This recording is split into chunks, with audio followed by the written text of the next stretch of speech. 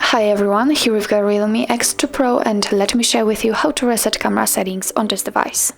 So firstly, we have to enter the camera app and just take a look at the actual camera. As you can see here, we've got the grid lines applied, so I hope that it will be a great evidence in order to show you that actually reset options worked.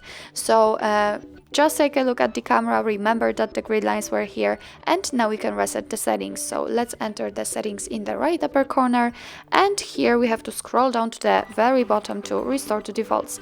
Just take a look at the grid, it is activated. So let's tap on restore to defaults and let's tap on OK. And actually nothing happened, but let's take a look at the switcher again. It is right now turned off. So this is the very first evidence that the reset options actually worked.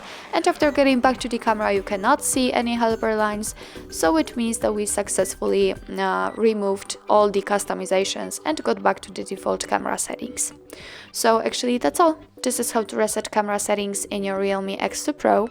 Thank you so much for watching. I hope that this video was helpful, and if it was, please hit the subscribe button and leave the thumbs up.